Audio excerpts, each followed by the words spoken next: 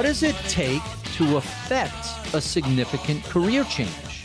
How do you shift from a fairly safe but perhaps somewhat unsatisfying job into something that you really love? A major career change does require some skill, some hard work, and a little bit of luck. Today, we're speaking with Cass Sunstein. He is a professor at Harvard Law School. Previously, he clerked for Supreme Court Justice Thurgood Marshall. He was an attorney advisor in the U.S. Department of Justice. He spent over 2 decades teaching at the University of Chicago Law School before joining Harvard, but he has also become an author and a student of behavioral economics. So, Cass, let's just jump into this. What was your original career plan? Was the thinking, I'm going to go be an attorney and practice law? Yeah, that's what I thought. So I went to law school. I got to clerk for the Supreme Court. And then after that, I worked for the Justice Department. And at that point, I thought I'd probably work for the Justice Department a good long time. And so what was the moment where you said, I'm going to play with teaching law and see where that goes, which is, I don't know if I would call that a career change, but certainly a pivot from the practice of law. It was relatively early. The law schools come to the Supreme Court to interview the clerks to see if they might be teaching material. And the University of Chicago Law School knocked my socks off. And the way they did that was their energy and engagement with problems that really are intellectually super interesting and are also practically important. So I thought they were all firecrackers there.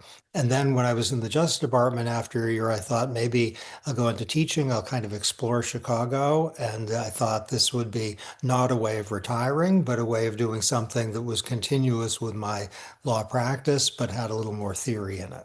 So you spend 20 years teaching at the University of Chicago, which is known for really fostering the entire field of behavioral economics. You have Dick Thaler there, and you very famously have Eugene Fama teaching there, talking about market efficiency. Tell us a little bit about how the University of Chicago Law School affected how you thought about the practice of law.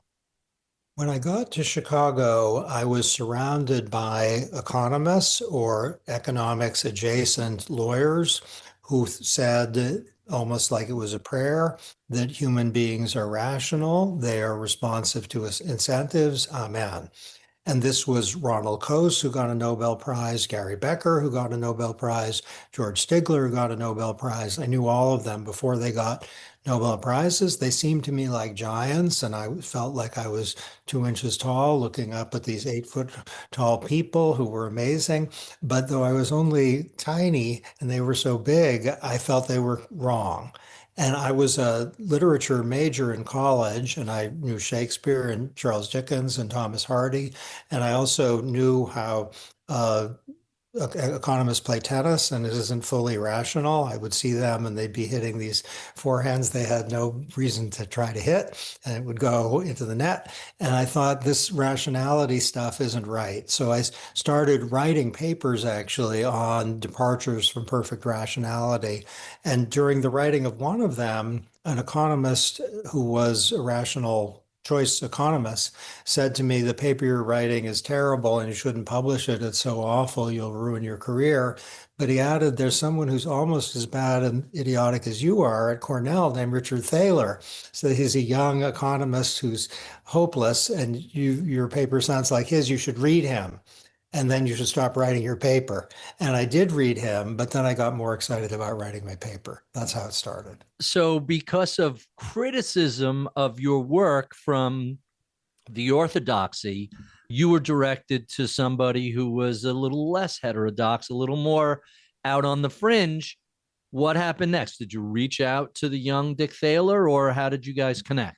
I did. I wrote a paper or two, maybe 3, that were kind of informed by behavioral economics about law. I did write Thaler a kind of fan letter, like writing a rock star, it felt like, saying, you're great, you're amazing, you're incredible. And if you know Thaler, you won't be surprised to hear he never responded to my letter. But he did come to the University of Chicago, and I think he reached out to me and said, "Do you want to have lunch?" And we hit it off immediately and then started being great friends and collaborators. And one of those collaborations was the book you two co authored, Nudge: Improving Decisions About Health, Wealth, and Happiness. Tell us a little bit about what that process was like co authoring a book with Dick Thaler and what has been the fallouts of this really terrible career ending decision you made. When at one of our first lunches, he said he was writing a paper with an economist lawyer named Christine Joles on behavioral economics and law, and I was very excited about that. And as the weeks went by and then months, they hadn't produced a draft. And I said, "Dick, you better do this paper or else I'm going to do it instead. And it won't be as good because it's just me." And he said, "Why don't you join us and we'll be a threesome?" So we wrote the paper together and we had a concluding section called Anti-Paternalism, in which we said we weren't pro-paternalism, but knowing how human beings blunder, we are anti-paternalism. Now that's very clunky.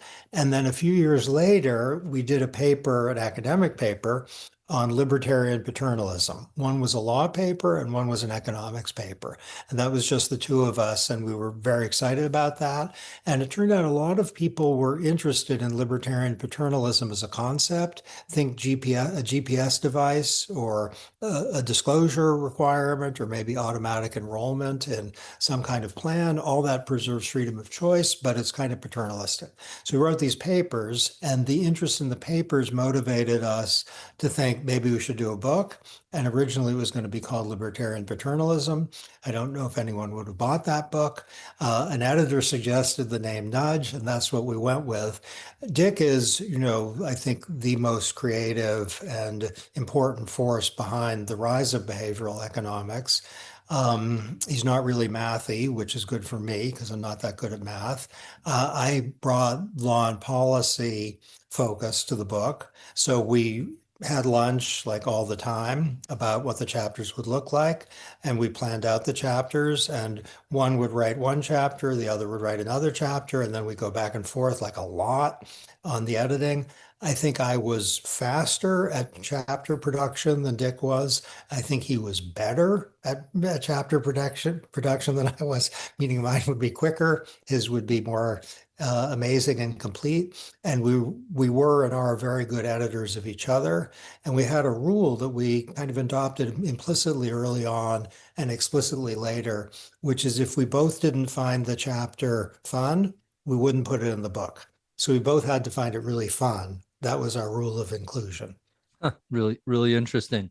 So I'm kind of fascinated by the difference that you identified between, on an individual basis, especially with all the unforced errors you were describing amongst the rational economists playing tennis, literally a book Charlie Ellis wrote, Winning the Loser's Game. Hey, if you want to win a tennis and you're not a professional tennis player, well, just make fewer unforced errors. Just hit the ball back over the net.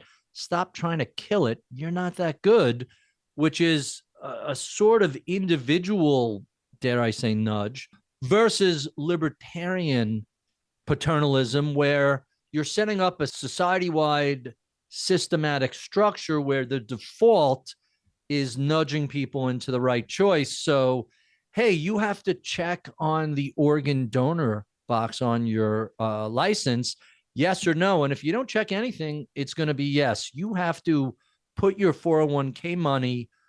It could be in whatever you want, cash, bonds, stocks. But if you don't check the box, well, here's a target date fund that's 70, 30, 60, 40, whatever. How do you think about both the individual behavioral options versus system-wide nudges? Okay, so it might be a good idea to tell people you're automatically going to be in a savings plan. And if you don't want to, opt out. Now, note that that's not more paternalistic than saying you're not automatically in a savings plan. And if you want to, you have to opt in. Both have a default which require action, and both are completely freedom preserving. In lots of domains, individuals benefit from, let's say, a choice architecture, which has a paternalistic feature, but also maintains freedom. So I leased a new car recently. If I start to go like towards somebody that I'm about to hit, it's going to go beep, beep, beep and emit various unhappy noises, or a property, or if I switch lanes, there are various things that the car will signal to me, which are nudges to be more careful or drive more safely. And those are at the individual level. At the system level, we can imagine a grocery store, and this isn't going to be very imaginative at all on my part, a grocery store that is full of nudges in the sense that it might have healthy foods at places that are super visible for people, or it might have medicines that, let's say, the relevant population benefits from that are extremely easily accessed by people who are there. And it might have, let's say, the less healthy stuff there, but you're going to have to do a little work to get there. Or it might be that the less healthy stuff is going to be right there because the grocery store knows that people really like that. And website design is the same way. Investment offerings have the same characteristic. If you go to a financial advisor, there might be some libertarian paternalism. My financial advisor certainly engages in that. It's implicit you can do what you want. But if you're going to sell everything because the president said something about tariffs, I think you're going to regret it and maybe sleep on it. And that's nudges at the individual level. There can be a system of investment advice that is kind of organized for people. This is your neck of the woods, not mine, which is designed to promote better outcomes for savers. So, what's so fascinating about this discussion is how far afield we are from the traditional practice of law. When did it kind of dawn on you that I went to law school, I clerked at the Supreme Court, I teach law, I'm not really going to be a practicing lawyer anymore? How did that realization come to pass? And did you have to make peace with it, or were you very comfortable with that decision? Well, the good news is there are 24 hours in a day, and you get to be awake during the majority of them. So I teach administrative law most years. That's kind of my bread and butter law course. I write about constitutional law. I'm not going to say most days, but most months and maybe even most weeks. So I've stayed there. And through all the years, sometimes I think, am I in an area that I understand less well, that is economics, than the area that's kind of home, which is law. And if I'm feeling like that, I might start doing law. But I should say the behavioral economics is what I like best. It makes me smile, it makes me laugh, it creates a kind of a sense of excitement that law isn't quite there. I love law a lot. I love legal problems a ton. But the behavioral economic stuff seems to me the most exciting intellectual development in the last 50 years. Part of it is it's a little like reading the best Charles Dickens novel that Dickens never wrote. That is, the behavioral economists are so observant of humanity and our foibles. And I think there's comedy and warmth in it. So to see that if you say, 90 people are alive after 5 years, do you want to have their operation? People, including doctors, say, sure. If you tell people 10 are dead after 5 years, do you want to have the operation? People, including doctors, say, probably not. But And it's so, the same exact set of circumstances. It's 90-10 or 10-90. yeah, exactly. So framing effects are really funny, I think, as well as, usable. And behavioral findings, there's a recent paper out that shows that for certain assets, people have no idea what the right value is. And so their willingness to pay for the assets will be very variable because it's not like a shoe where if you see certain prices, you think that's a deal or that's crazy. For certain assets, investors, including sophisticated ones, they just have no idea what the right value is. And that's very important to know. And we keep coming up with streams of behavioral findings, which are either small and important or large and quite fundamental. I was in an international conference in Abu Dhabi not long ago. There were 700 people approximately from all over the world. And the findings they were describing were, felt like a candy store. So, final question. You seem to have very comfortably shifted your focus from traditional practice of law to teaching law to an adjacent field of behavioral economics.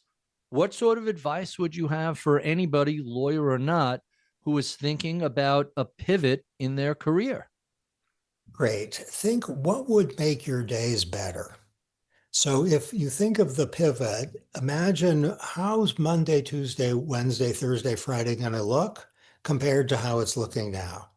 If the pivot makes you think, oh boy, I'm going to be overwhelmed with things I don't understand, I'm going to be anxious and I'm going to be poor, then maybe hesitate. If it makes you think, gosh, every day is going to be really fun and new and full of discovery and people, maybe, if that's what you like, or engagements that are something I've not seen before and they're likely to stand the test of time, then go for it. Huh. Really, really interesting stuff. Thanks, Cass, for all your insight. So to wrap up, if you're thinking about a career change and you have an aptitude towards a particular research area or a skill set, see if you're capable of performing that and earning a living doing it. Be aware merely pursuing your bliss may not pay the bills. You have to have both the skills and the tools and the abilities to earn a living in your new career. If you find you have the aptitude and you're good at it, well, why not go for it? I'm Barry Ritholtz. You're listening to Bloomberg's At the Money.